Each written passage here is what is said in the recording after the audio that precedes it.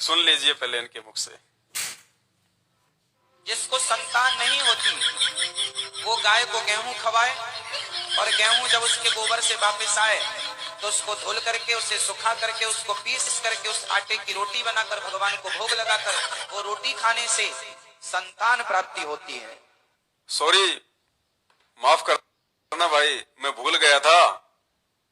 वो गाय के गोबर में से जो गेहूं निकलेंगे ना और उनको सुखा के साफ करके जो आटा बना के उनकी चपाती बनाएंगे, वो उस माता बहन ने नहीं खाना।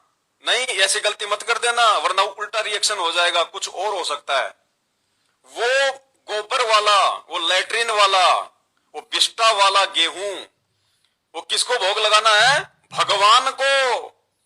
अब इनके भगवान कौन है? ये तो श्री राम को भगवान मानते हैं, श्री कृष्ण जी को भगवान मानते हैं, राधा जी को भगवान मानते हैं। तो भाई बहन, आप लोगों ने जो जो श्री अनुरुद्धाचार्य जी को मानते हैं, इनके ज्ञान को जो है सत्य मानते हैं, वो भाई बहन, और जिनको संतान नहीं है, जिनको संतान चाहिए, तो वो भाई बहन वो गाय के गोबर वाला गेहूं और उसका पिसा हुआ आटा और फिर उसकी रोटी बना के श्री रामचंद्र जी को भोग लगाओ और श्री कृष्ण जी को भोग लगाओ और राधा जी को भोग लगाओ, क्योंकि अनुरुद्धाचार्य के भगवान तो वही हैं। देखिए, क्या ये बेइज्जती नहीं है श्री राम की, श्री कृष्ण जी की? ये तो खड़ी खड़ी बेइज्जती है, खड़ी खड़ी। लैट्रिन में, अब जानवर है गोबर करेगा, लैट्रिन है उसकी, तो बताओ, लैट्रिन का गेहूं उसका आटा श्री राम को भोग लगाने के लिए कह रहा है, श्री कृष्ण जी को भोग लगाने के लिए कह रहा है। और वो लाखों की संख्या में मूर्खों का टोल, मंद बुद्धि। इसलिए तो हम कहते हैं कि वो जो लाखों की संगत जो बैठी रहती है ऐसे पाखंडी और अज्ञानियों के सामने, वो देखा देखी में चलने वाले लोग हैं। मानव शरीर प्राप्त करके वो चिंतन नहीं करते, मनन नहीं करते, विचार नहीं करते। बताइए, खड़े खड़ी आपके भगवानों की बेइज्जती कर रहे हैं, खड़े खड़े। तो अरे यार, गोबर में से गेहूं निकालो, फिर उसको सुखाओ, फिर उसको उसका आटा बनाओ और फिर किसको भोग लगाओ? भगवान को। मतलब भगवान को तो भिखारी से भी नीचे। अरे भिखारी को भी लोग शुद्ध खाना कहीं होटल से लेके दे देते हैं, ले वे खा ले। उस भिखारी की आत्मा खा के उसको आशीष देती है, और भगवान को ऐसा गंदा भोजन खाने के लिए कह रहा है। और फिर भी आप लोग तालियां पीटते हैं, वाह महाराज जी वाह, क्या बात कही। तो भाई, अनुरुद्धाचार्य के जितने भी फॉलोवर हैं, और यदि उनको संतान नहीं हो रही है, तो भाई ये गोबर वाला भोग अपने भगवानों को भी लगा के देख लेना। क्या पता भाई हो जाए संतान। इसलिए पूर्ण परमात्मा कबीर साहेब, सतगुरु रामपाल जी भगवान को आज धरती पे आने की आवश्यकता पड़ी। ऐसे ज्ञानहीन पाखंडी लोगों ने धर्म की ऐसी की तैसी करके रख दी, धर्म का सत्यानाश कर दिया, केवल अपने धार्मिक धंधे के लिए। ना इन लोगों को धर्म का पता, ना इनको धर्म की परिभाषा का पता, ना इनको भगवान का पता, ना इनको भक्ति का पता। ये पढ़ते हैं गीता जी और मंत्र देते हैं राधे राधे, इनकी आंख फूट गई।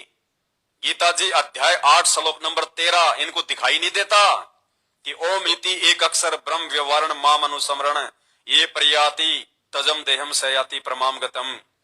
कि अर्जुन, मेरा तो एक मात्र ओम मंत्र है, ओम। ये ओम के अलावा और किसी भी शास्त्र में कोई मंत्र नहीं है। यजुर्वेद अध्याय 40 श्लोक नंबर 15 ओम मंत्र है, क्योंकि वेदों का सार है गीता जी। जो गीता जी में ज्ञान है वही वेदों में ज्ञान है। केवल एक ओम मंत्र है हिंदू धर्म के ग्रंथों में, और कोई मंत्र नहीं है जाप करने का। तो क्या खाक पढ़ा इन्होंने वेद? क्या खाक इन्होंने गीता जी पढ़ी? सत्यानाश कर दिया भगत समाज का। अंत में सबको गधा कुत्ता बना के छोड़ेगा ये नादान। ये उपाय बता रहा है। साइंस फेल कर दी इसने, साइंस विज्ञान फेल कर दी, और इतना आसान तरीका बता दिया बांझपन दूर करने का। गाय के गोबर से गेहूं निकालो और भगवान को भोग लगाओ। अरे वाह भाई वाह, धन्य तेरे माता पिता भाई।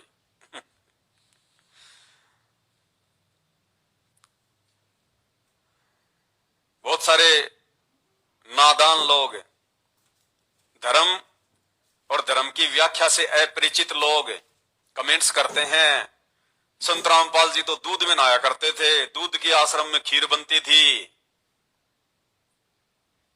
अरे तुम्हारे गोबर से तो अच्छी थी, हैं? तुम्हारे इस गोबर से तो लाख गुना अच्छी थी। तुम्हें तो गोबर खाने के लिए आदेशित किया जा रहा है तुम्हारे अपने हिंदू धर्म के संतों के द्वारा। गोबर खाने के लिए, भगवान को खिलाने के लिए। हम तो चलो संत रामपाल जी दूध से नहाया करते थे तुम्हारे अनुसार, है तो तुम्हारी ये बकवाद मन गढ़ंत कहानियां हैं ये। लेकिन चलो वो तो दूध था भाई, तुम लोग शिवलिंग पे डालते हो दूध, तुम लोग जो है पत्थरों पे डालते हो दूध, हमने जिंदा संत पे डाल दिया तो कौन सी बड़ी बात है। और उस दूध की खीर बन गई, हमने खा ली, तो उसमें क्या हो गया। जब तुम गोबर खाने को तैयार हो और अपने भगवानों को खिलाने को तैयार हो तो दूध तो अमृत चीज है, उसमें तो नुकसान ही नहीं है। तो इन लोगों को ना तो धर्म का पता, ना इनको धर्म की परिभाषा का पता, और मूर्ख लोग लग जाते हैं इनके पीछे, सनातनी सनातनी। तुम्हें सनातन की परिभाषा का पता है? सनातन शब्द का मतलब क्या होता है? सनातन धर्म, धर्म कोई सनातन होता ही नहीं है। अरे धर्म कभी सनातन होता ही नहीं है।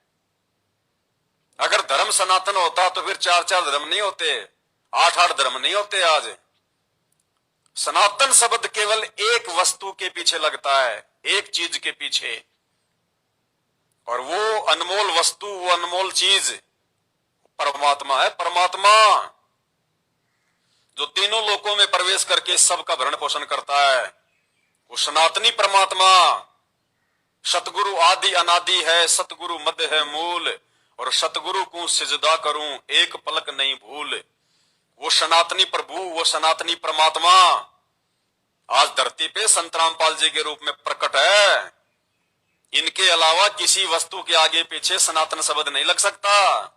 बाकी तो तुम चाहे गधे के आगे लगा दो, वो तुम्हारी अपनी मर्जी है, लेकिन ये सनातन शब्द केवल संत रामपाल जी के लिए है, उस पूर्ण परमात्मा के लिए है, क्योंकि वो कभी भी मृत्यु में नहीं आता, उसको कभी भी काल खा नहीं सकता। वो सबसे ऊपर होता है, वो अपनी मर्जी का मालिक होता है, स्वयंभू होता है, प्रकट होता है। सनातन सनातन, हिंदू हिंदू, बस मूर्ख बने रहो। धर्म ग्रंथों को मत पढ़ना, शास्त्रों को मत पढ़ना। हिंदू, हम हिंदू, हिंदू क्या है पता है? हिंदू शब्द क्या है? कुछ नहीं पता। कहां से आया हिंदू शब्द? फिर दुआई देते हो श्री राम की, श्री कृष्ण जी की। श्री कृष्ण जी का जीवन चरित्र आपने पढ़ा है? श्री सुधा सागर पढ़ी है आपने कभी? कहीं उसमें हिंदू शब्द लिखा हुआ है कि श्री कृष्ण जी हिंदू थे? सुधा सागर में कहीं लिखा हुआ क्या? 18 पुराण है हिंदू धर्म में, 18 पुराण है। किसी भी पुराण में हिंदू शब्द लिखा हुआ क्या? कि कोई देव देवता हिंदू था, या जितने भी अवतार आए हैं वो हिंदू थे, या श्री कृष्ण जी का जन्म हिंदू धर्म में हुआ था, वो हिंदू धर्म को मानते थे? कोई हिंदू शब्द है श्री कृष्ण जी की जीवनी में? श्री सुधा सागर में, 18 पुराणों में जय श्री राम, भारत को हिंदू राष्ट्र बनाएंगे। फिर क्या कर लोगे भाई? फिर क्या कर लोगे? हिंदू राष्ट्र बना लोगे, फिर क्या कर लोगे?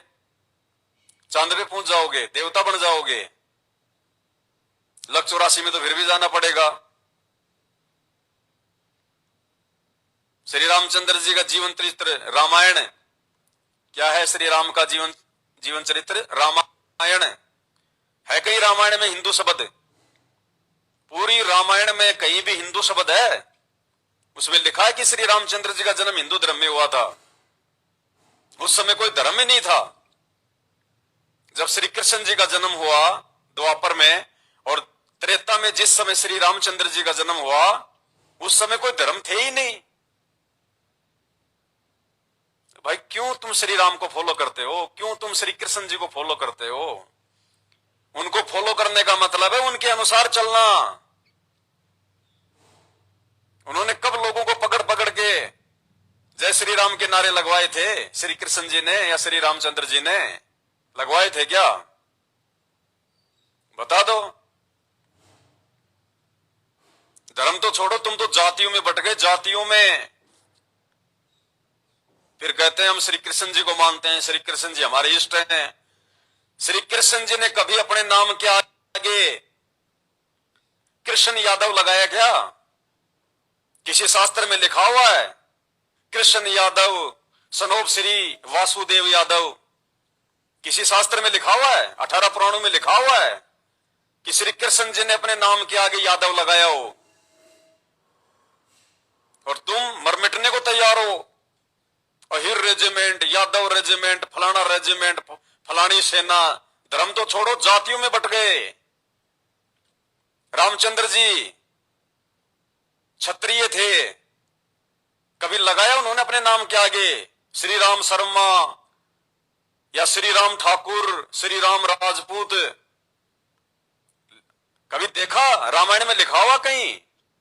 किसी शास्त्र में लिखा हुआ कहीं?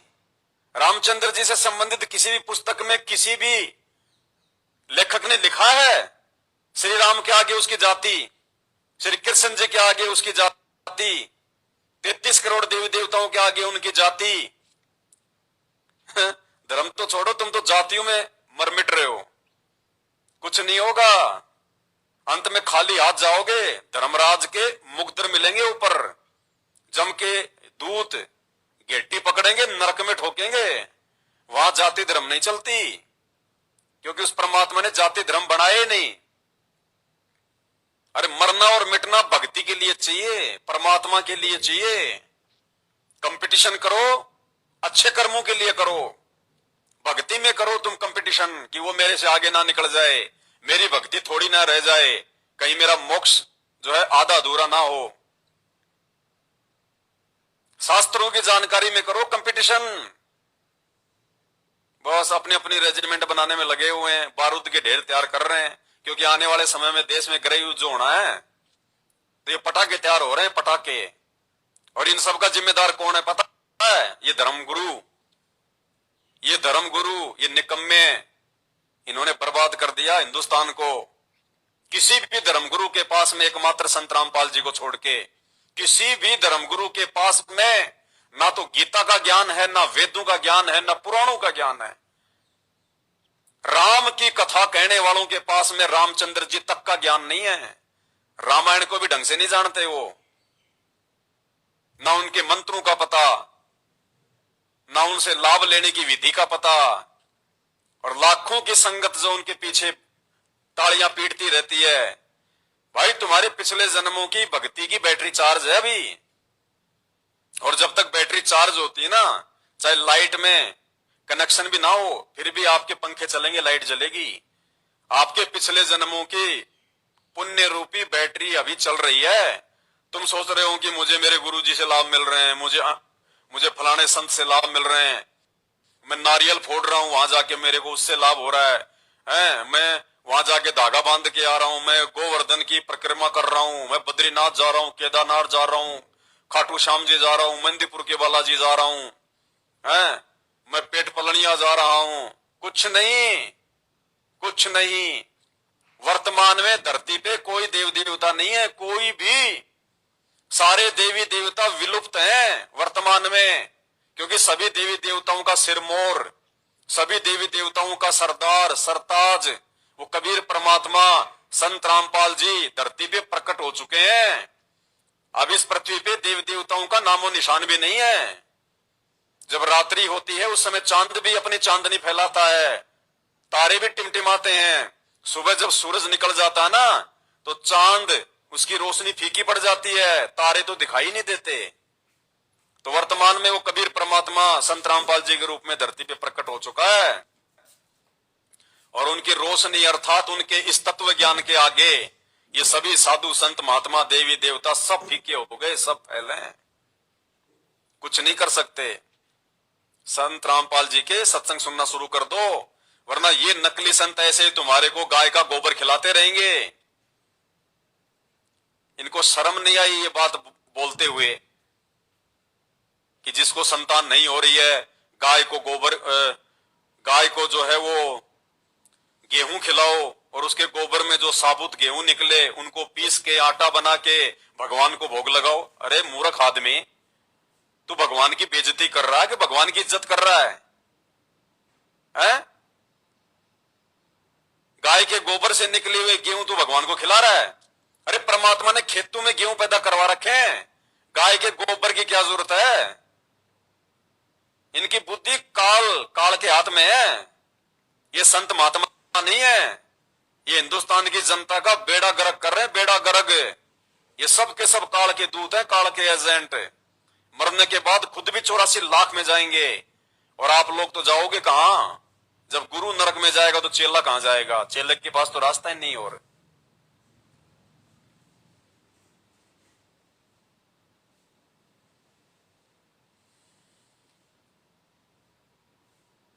ये परमात्मा इतना अनमोल ज्ञान दे रहा है, शास्त्रों से प्रमाणित ज्ञान दे रहा है, इतनी अच्छे से व्याख्या करके बता रहा है, तुम्हें सहज भक्ति बता रहा है, सीधा साधा जो है वो तरीका बता रहा है।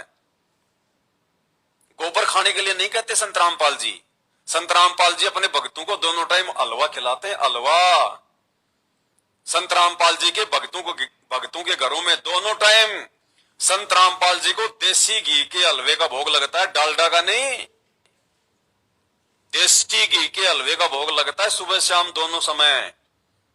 और उसके बाद में संत रामपाल जी के भगत उस हलवे राम को, उस प्रसाद को जो कि अमृत बन जाता है, जो गीता जी के अनुसार जन्म जन्मांतरों के पाप कर्मों का नाश करता है, फिर संत रामपाल जी के भगत वो देसी घी का हलवा खाते हैं।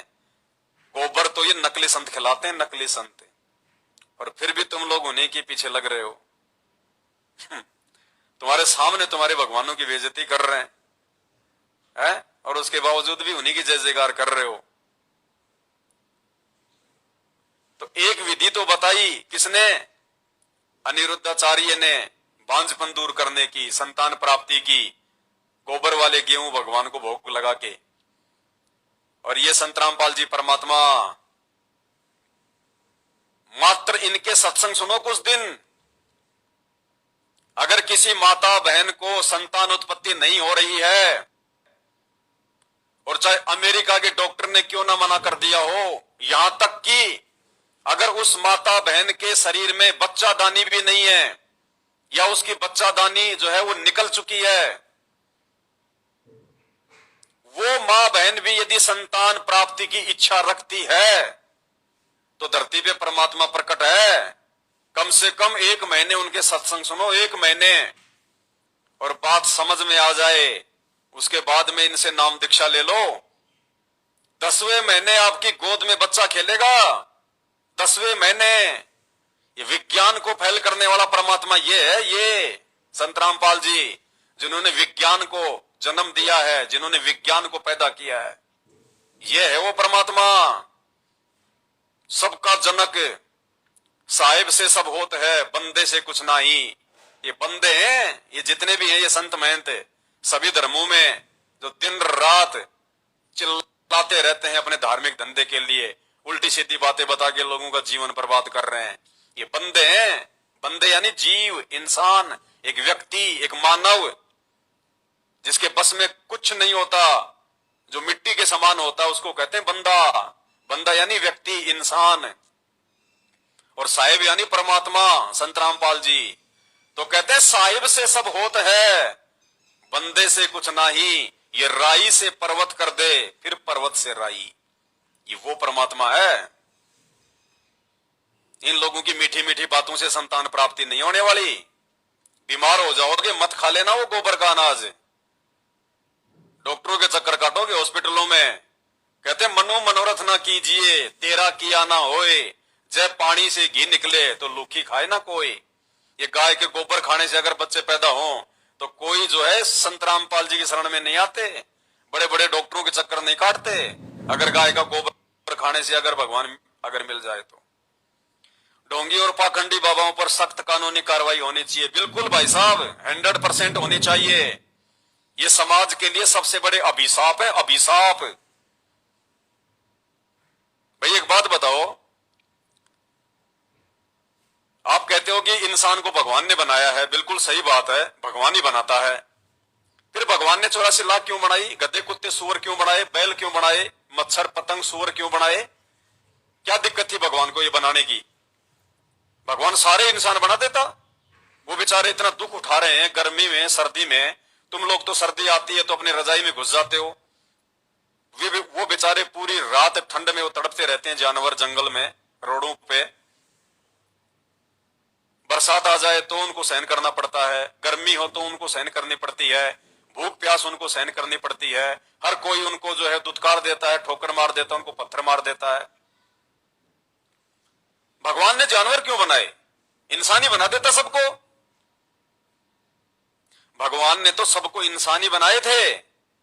जानवर तो इन नकली संतों ने बनवा दिए उल्टा ज्ञान देके, फिर मरने के बाद।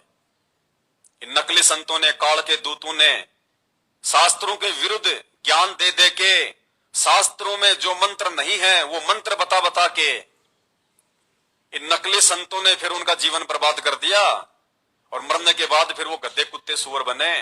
ये जितने भी जो घूम रहे हैं ना, ये आप और हमारे ये पूर्वज हैं, और कोई नहीं है।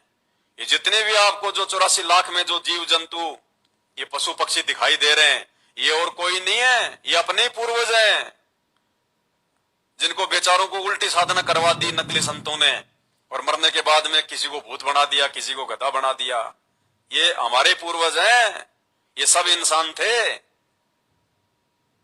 ये 84 लाख योनियां भोगने के बाद एक बार मानव जन्म मिलता है।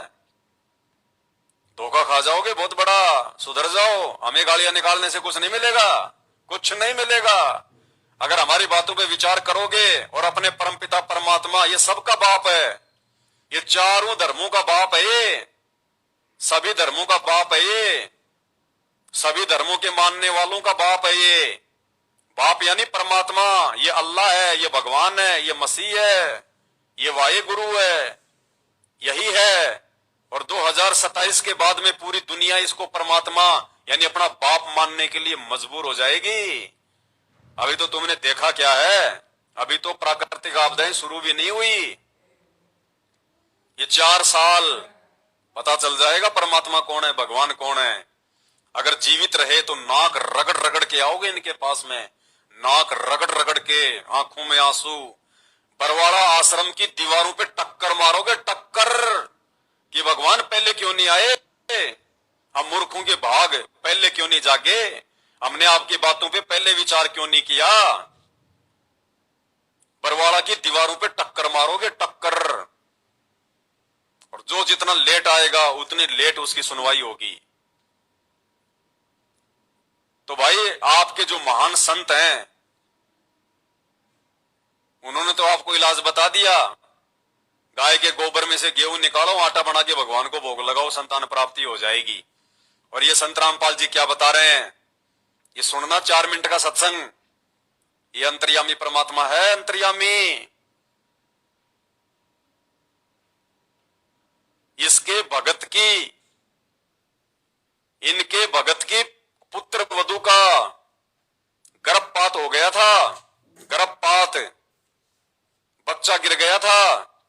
डॉक्टर से जाके चेक करवाया, डॉक्टर ने कह दिया भैया गर्भपात हो गया, ब्लड ही ब्लड हो गया।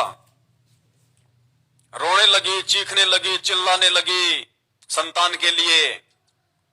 उसकी सासू ने फोन किया अपने गुरुजी को, संत रामपाल जी को, और कहा कि गुरुजी कभी हमारे भी जो है घर पे आओ, परमात्मा भोग लगाओ, परमात्मा भोजन के लिए आओ। उस बहन ने संत रामपाल जी को अपने घर पे भोजन के लिए आमंत्रित किया। उसकी सास ने, जिसका बच्चा गिर गया था। संत रामपाल जी उस बहन के घर पे भोजन करने के लिए गए, और दूसरे दिन जाके जब उसने दोबारा टेस्ट करवाया तो डॉक्टर ने कहा कि कौन कहता कि बच्चा गिर गया, बच्चा तो बिल्कुल सुरक्षित है, एज इट इज। ये परमात्मा है, बिना मांगे देता, बिना मांगे। सुनो एक बार। थोड़ा सा उदाहरण दे दो। एक बहन, वैसे तो बहुत सी ऐसे उदाहरण है यहाँ पे जिनके 10-10, 15-15, 20-20 वर्ष तक विवाह हुए को हो गए थे, संतान नहीं थी। अब यहाँ सत्संग सुनकर जाते हैं तो उनका मन शांत हो जाता है कि ना, हमने संतान चाहिए नहीं। और वहां जाओ संसार में, वहां जानते इंजेक्शन ला दे, अब वो फिर बेचैन हो जा बहन, तो फिर आती डिमांड वही करे। बहुत बार समझाया उनको, लेकिन आखिर में परमात्मा ने उनको फिर वो, अब ये दिल टूटेगा कि तो जा फंसेंगे नालायक आदमी के बालक तो होने नहीं मुझे, और वो ये भक्ति और बर्बाद हो जाएगी इनकी। तो उनको एक बहन को अपने कभी तो असंतोष कर ले, फिर घर वाले जाकर फिर नो के बता को जीना है, बालक नहीं, इतने दिन हो गए नाम ले रखा, फलाना काम कहेगा तू गुण गाती फिरती है। तो परमात्मा ने उसके सुन दी, 2 लड़की गर्भ में 2 बच्चे हो गए एक कब्र में।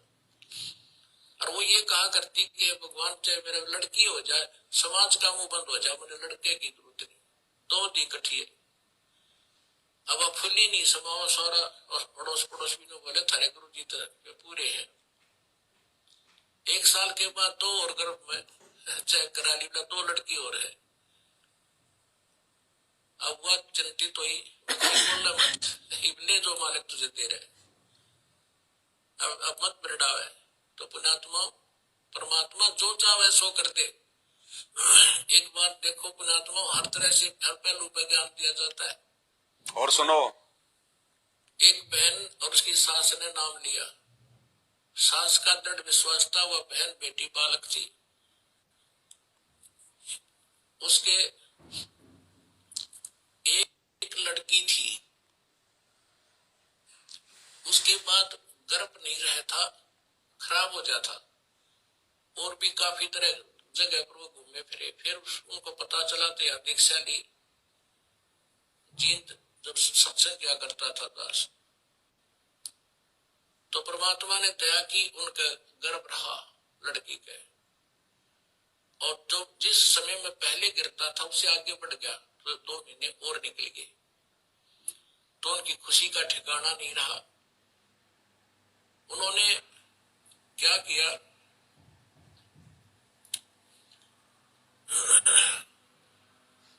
जब हमारी थोड़ी सी संगत थी, ज्यादा नहीं थी, थोड़ी संगत थी, तो किसी दूसरे उनके पड़ोस में एक और भक्त था, उसने प्रार्थना की कि आज गुरुजी हमारे यहाँ भोजन करने की दया करो।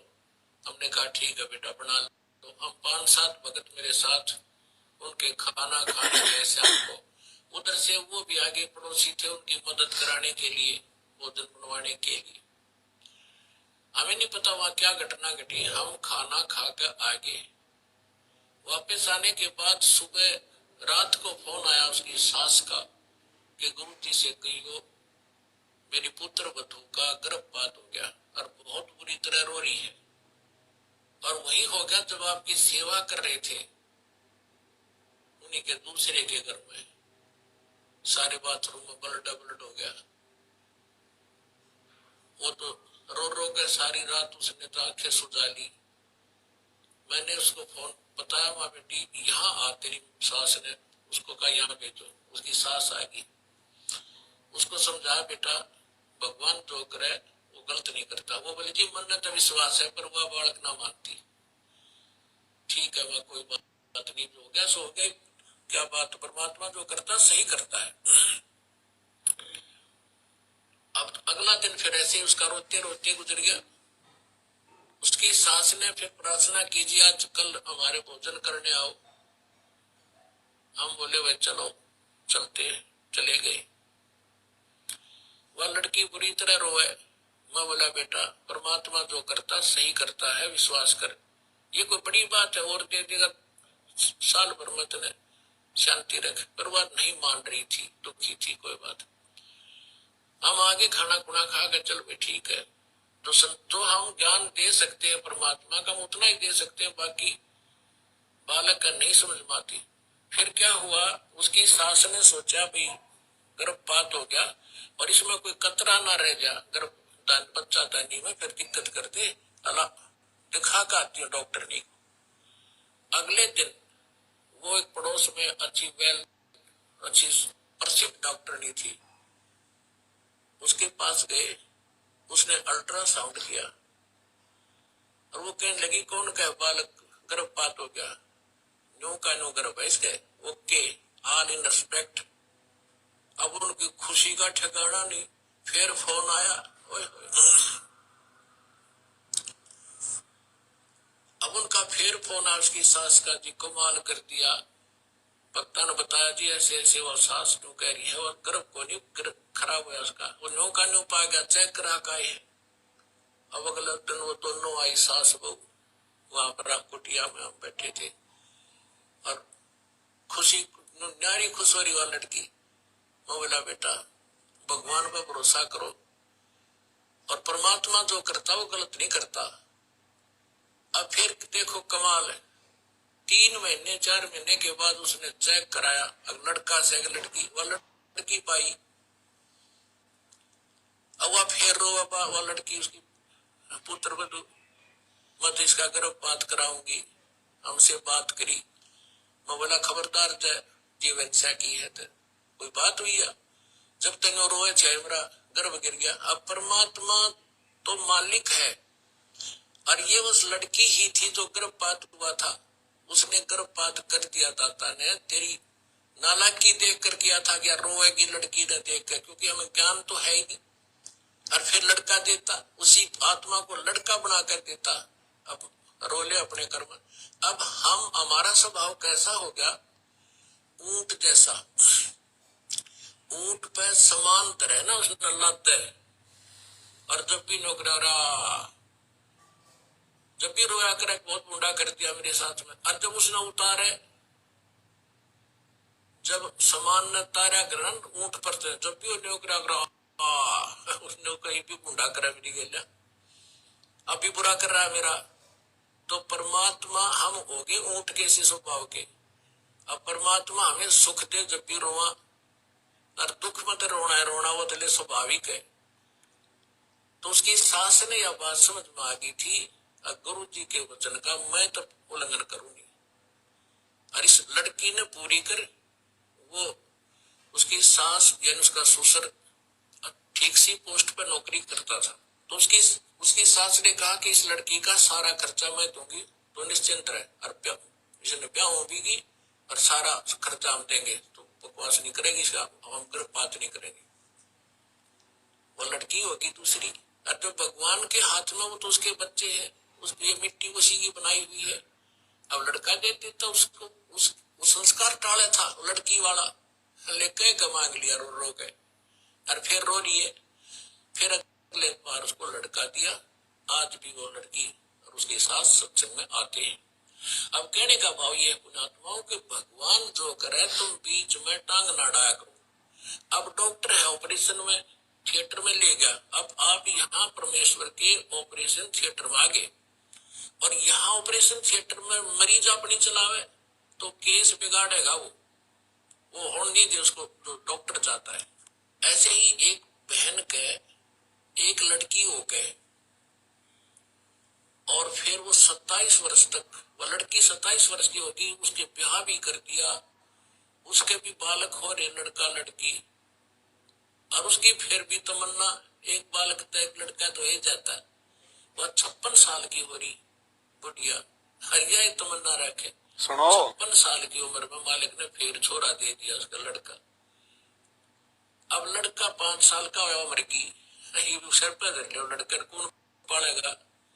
तो हम ऑपरेशन के अंदर हम अपनी गड़बड़ करवाते हैं तो बिगड़ जाता है केस। फिर भी दास ने आपको हर पहलू पर बता दिया, जो सी समझ में वह कर लियो और वह पूरी कर देंगे भगवान।